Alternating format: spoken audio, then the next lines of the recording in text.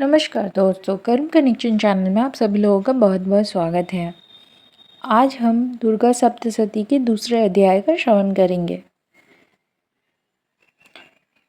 देवताओं के तेज से देवी का प्रादुर्भाव और महिषासुर की सेना का वध।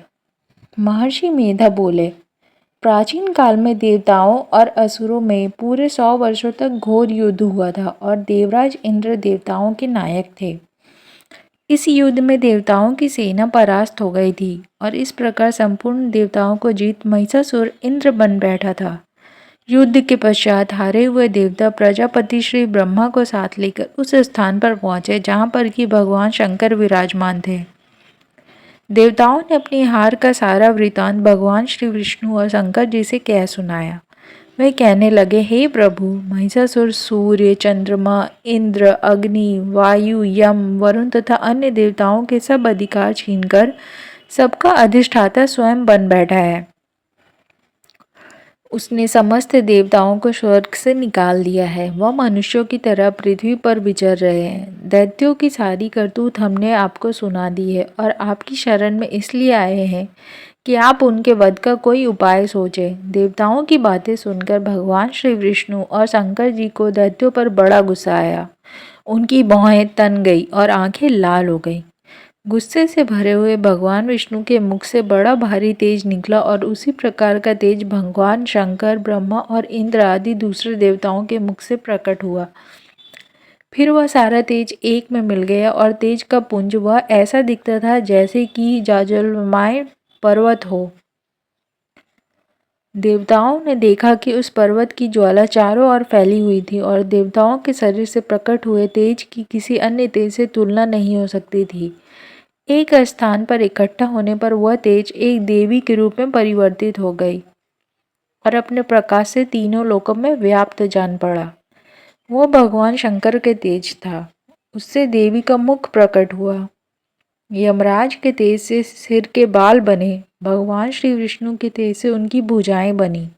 चंद्रमा के तेज से दोनों स्तन और इंद्र के तेज से जंघा तथा पिंडली बनी और पृथ्वी के तेज से नितंब भाग बना। ब्रह्मा जी के तेज से दोनों चरण और सूर्य के तेज से उनकी उंगलियां पैदा हुई।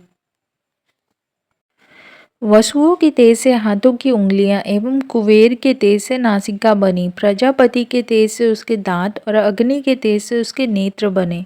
संध्या के तेज से उसकी भौहें और वायु के तेज से उसके कान प्रकट हुए थे। इस प्रकार उस देवी का प्रादुर्भाव हुआ था। महिषासुर से पराजित देवता उस देवी को देखकर अत्यंत प्रसन्न हुए। भगवान शंकर ने अपने त्रिशूल में से एक त्रिशूल निकालकर उस देवी को दिया और भगवान विष्णु ने अपने चक्र में से एक चक्र निकालकर उस देवी को दिया। वरुण ने अपने चक्र में से एक चक्र निकालकर उस देवी को दिया। वरुण ने देवी को शंख भेंट किया। अग्नि ने इसे शक्ति दी। वायु ने उसे धनुष और बाण दिए। सहस्त्र नेत्रों वाले श्री देवराज इंद्र ने अपने वज्र से उत्पन्न करके वज्र दिया और ऐरावत हाथी का एक घंटा उतारकर देवी को भेंट किया। यमराज ने उसे काल दंड में से एक दंड दिया। वरुण ने उसे पाश दिया। प्रजापति ने उस देवी को स्फटिक की माला दी और ब्रह्मा जी ने उसे कमंडलू दिया। सूर्य ने देवी के समस्त रोमों में अपनी किरणों का तेज भर दिया। काल ने उसे चमकती हुई ढाल और तलवार दी और उज्ज्वल हार और दिव्य वस्त्र उसे भेंट किए और इनके साथ ही उसने दिव्य चूड़ामणि दी। 2 कुंडल, कंकन, उज्ज्वल अर्धचंद्र, बाहों के लिए बाजूबंद, चरणों के लिए नुपुर, गले के लिए सुंदर हंसली और उंगलियों के लिए रत्नों की बनी हुई अंगूठियां उसे दी। विश्वकर्मा ने उनको फरसा दिया और उसके साथ ही कई प्रकार के अस्त्र और अभेद कवच भी दिए। इसके अतिरिक्त उसने कभी ना कुम्हलाने वाले सुंदर कमलों की मालाएं भेंट की। समुद्र ने सुंदर कमल का फूल भेंट किया। हिमालय ने सवारी के लिए सिंह और तरह तरह के रत्न देवी को भेंट किए। यक्षराज कुबेर ने मधु से भरा हुआ पात्र और शेषनाग ने उन्हें बहुमूल्य मणियों से विभूषित नागहार भेंट किया। इसी तरह दूसरे देवताओं ने भी उसे आभूषण और वस्त्र देकर उनका सम्मान किया। इसके पश्चात देवी ने उच्च स्वर से गर्जना की। उसके इस भयंकर नाद से आकाश गूंज उठा। देवी का वह उच्च स्वर से किया हुआ सिंहनाद समा न सका। आकाश उनके सामने छोटा प्रतीत होने लगा। उसे बड़े जोर की प्रतिध्वनि हुई जिससे समस्त विश्व में हलचल मच गई। समुद्र कांप उठे, पृथ्वी डोलने लगी और सबके सब पर्वत हिलने लगे। देवताओं ने उस समय प्रसन्न हो सिंह वाहिनी जगतमयी देवी से कहा, देवी तुम्हारी जय हो। इसके साथ महर्षियों ने भक्ति भाव से विनम्र होकर उनकी स्तुति की। संपूर्ण त्रिलोकी को शोक मग्न देखकर दैत्यगण अपनी सेनाओं को साथ लेकर और हथियार आदि सजाकर उठ खड़े हुए। महिषासुर के क्रोध की कोई सीमा नहीं थी। उसने क्रोध में भरकर कहा, यह सब क्या उत्पात है। फिर वो अपनी सेना के साथ उस ओर दौड़ा जिस ओर से भयंकर नाद का शब्द सुनाई दिया था, और आगे पहुंचकर उसने देवी को देखा जो कि अपनी प्रभा से तीनों लोकों को प्रकाशित कर रही थी। उसके चरणों के बाहर से पृथ्वी दबी जा रही थी। माथे के मुकुट से आकाश में एक रेखा सी बन रही थी और उसके धनुष की टंकार से सब लोग क्षुब्ध हो रहे थे। देवी अपनी सहस्त्र भुजाओं को संपूर्ण दिशाओं में फैलाए खड़ी थी। इसके पश्चात उनका दैत्यों के साथ युद्ध छिड़ गया और कई प्रकार के अस्त्र शस्त्रों से सब की सब दिशाएं उद्भाषित होने लगी।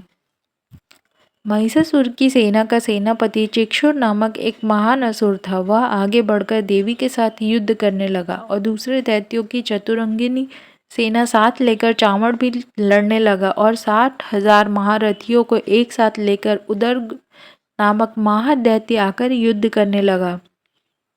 और महाहनु नामक असुर 1 करोड़ रथियों को लेकर, असिलोमा नामक असुर 5 करोड़ सैनिकों को साथ लेकर युद्ध करने लगा।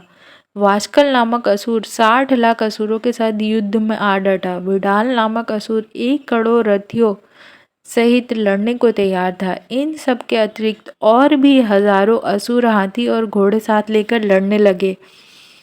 और इन सब के पश्चात महिषासुर करोड़ों रथों, हाथी और घोड़ों सहित वहां आकर देवी के साथ लड़ने लगा। सभी असुर तोमर, भिंडीपाल, शक्ति, मूषल, खड़गों, फरसों, पट्टों के साथ रणभूमि में देवी के साथ युद्ध करने लगे। कई शक्तियां फेंकने लगे और कई अन्य शस्त्र आदि। इसके पश्चात सबके सब दैत्य अपनी अपनी तलवारें हाथों में लेकर देवी की ओर दौड़े और उसे मार डालने का उद्योग करने लगे। मगर देवी ने क्रोध में भरकर खेल ही खेल में उनके सब अस्त्रों शस्त्रों को काट दिया। इसके पश्चात ऋषियों और देवताओं ने देवी की स्तुति आरंभ कर दी और वह प्रसन्न होकर असुरों के शरीर पर अस्त्र शस्त्रों की वर्षा करती रही। देवी का वाहन भी क्रोध में भरकर दैत्य सेना में इस प्रकार विचरने लगा जैसे कि वन में दावानल फैल रहा हो। युद्ध करती हुई देवी ने क्रोध में भर जितने श्वासों को छोड़ा वह तुरंत ही सैकड़ों हजारों गणों के रूप में परिवर्तित हो गए। फरसे, भिंडीपाल, खड़ग तथा पटिश आदि अस्त्रों के साथ दैत्यों से युद्ध करने लगी। देवी की शक्ति से बड़े हुए वह गण दैत्यों का नाश करते हुए ढोल, शंख व मृदंग आदि बजा रहे थे। तदंतर देवी ने त्रिशूल, गदा, शक्ति, खड़ग इत्यादि से सहस्त्रों असुरों को मार डाला। कितनों के घंटे की भयंकर आवाज से ही यमलोक पहुंचा दिया। कितने ही असुरों को उसने पास में बांधकर पृथ्वी पर धर घसीटा। कितनों की अपनी तलवार से टुकड़े टुकड़े कर दिया और कितनों को गदा की चोट से धरती पर सुला दिया। कई दैत्य मूसल की मार से घायल होकर रक्त वमन करने लगे और कई शूल से छाती फट जाने के कारण पृथ्वी पर लेट गए और कितनों की बांध से कमर टूट गई। देवताओं को पीड़ा देने वाले दैत्य कट कट कर मरने लगे। कितनों की बाहें अलग हो गई, कितनों की ग्रीवाएं कट गई, कितनों के सिर कटकर दूर भूमि पर लुढ़क गए, कितनों के शरीर बीच में से कट गए और कितनों की जंघाएं कट गई और वह पृथ्वी पर गिर पड़े।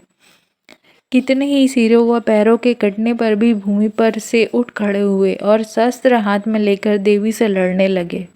और कई दैत्यगण भूमि में बाजों की ध्वनि के साथ नाच रहे थे। कई असुर जिनके सिर कट चुके थे बिना सिर के धड़ से ही हाथ में शस्त्र लिए हुए लड़ रहे थे। दैत्य रह रहकर ठहरो ठहरो कहते हुए देवी को युद्ध के लिए ललकार रहे थे। जहाँ पर यह घोर संग्राम हुआ था वहाँ की भूमि रथ, हाथी, घोड़ों और असुरों की लाशों से भर गई थी और असुर सेना के बीच में रक्तपात होने के कारण रुधिर की नदियाँ वहाँ बह रही थी और इस तरह देवी ने असुरों की विशाल सेना को क्षण भर में इस तरह से नष्ट कर डाला जैसे तृणकाष्ठ के बड़ों समूह को अग्नि नष्ट कर डालती है।